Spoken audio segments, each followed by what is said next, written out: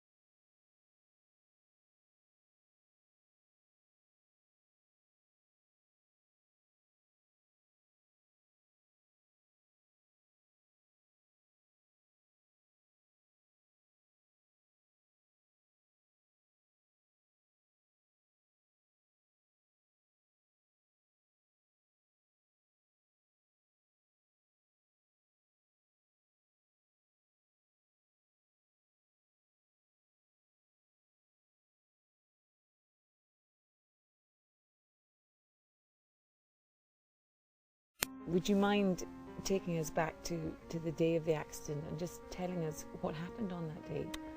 Well, he had a local builder that he was quite friendly with, was along, and there was going to be renewing a valley gutter in the actual shed. And they looked at it in the morning and there was a wee bit of frost on the shed, and they decided they would do it later on when the rain had came off.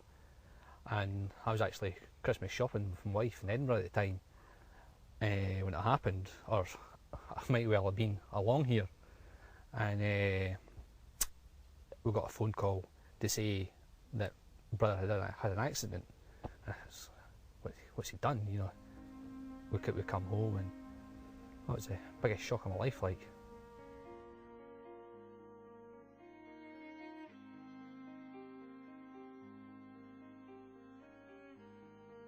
there's not enough people on farms now. You know, you're trying to do what there used to be 5 or 6 people used to do, and you know, there's nobody there if something goes wrong to help you. You know, if somebody was there when brother fell through the roof, you know, he might still be here now.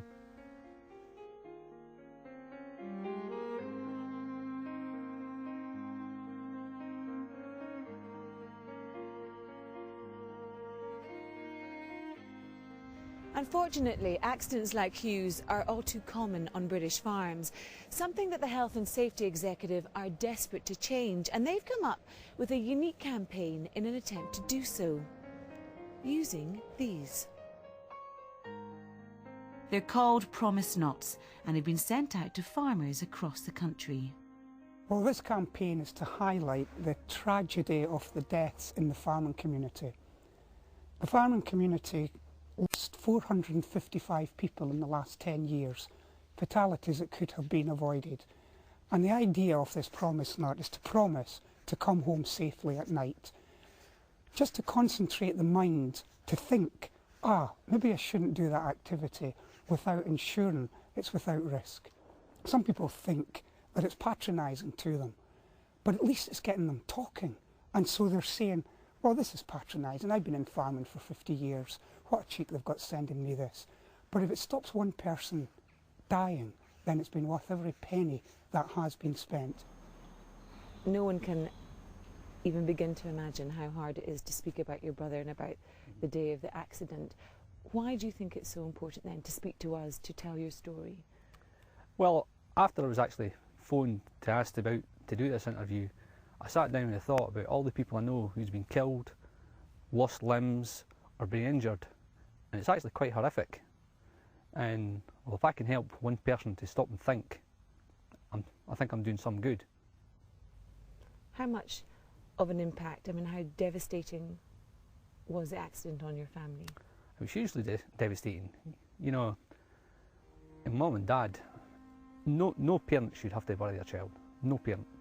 And it brought probably the rest of my brothers closer together because of it.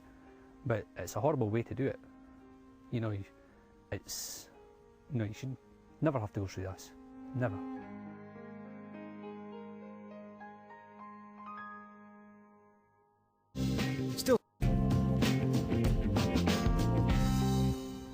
Walking is one of the most popular activities for visitors taking holidays in Scotland, and last year over 5 million trips taken by UK tourists involved some sort of walking. There's no end to the variety of walks available on our doorstep, but Sarah has been stepping out to retrace the footsteps of walkers from our past.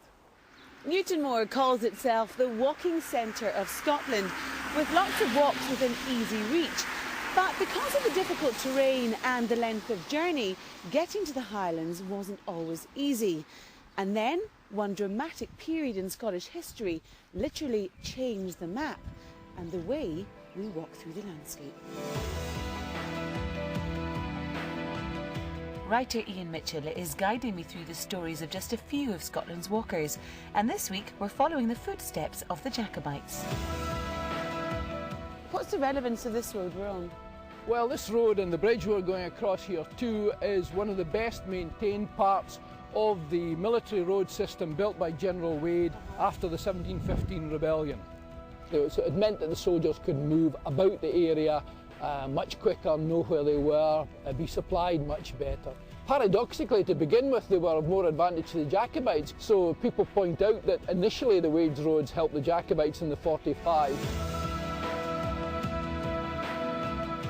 The Jacobite army that assembled at Glenfinnan in 1745 had a huge walk ahead of them. They used the newly built Wade roads to attempt to bring Bonnie Prince Charlie back to the throne. Between 15 and 20 miles a day seems to be the average route that any army in history can take, pushing a bit further to 25 miles maybe in a forced march. The Jacobites had a particular problem though, that because they were an irregular army, they were not very well supplied in terms of provisions. They were very, very fast over short distances, the Jacobites, but over the longer period they were slowed down by this irregularity of their supplies. It's well known that an army marches on its stomach, but it also marches on its feet, and shoes were much in demand. What we find is that the need for footwear becomes a constant theme of the Jacobite advance and retreat. They made enormous requests of provisions of footwear. 5,000 pairs of shoes they demanded from Glasgow in 1746 in the retreat. So they were using shoes and they were wearing them out fairly quickly because over the whole campaign they marched an enormous distance. After 8 months on the road, the Jacobites had travelled hundreds of miles and were then defeated here at Culloden at their weakest stage. But what's more remarkable is what Bonnie Prince Charlie did next. He then spent over 4 months wandering the Highlands and Islands of Western Scotland, being pursued by the Redcoats. And in most of that time, he was actually being pursued on foot over incredibly difficult terrain, often sleeping in caves, sleeping on the tops of mountains. So although he hadn't done much walking up to the point of Culloden, afterwards he probably covered, in that time I would say easily 400 or 500 miles on foot. This was a man who, had other people tie his shoes for him and things. That was the ritual of kingship in those days. But he certainly, if he wasn't tough, he toughened up during his time of flight.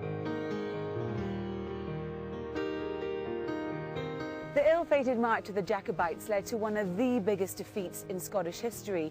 After the uprising, the Highlands were opened up with a programme of road and bridge building. Today, most of those routes are main roads. But for the true romantic, you can still follow in the footsteps of a Jacobite.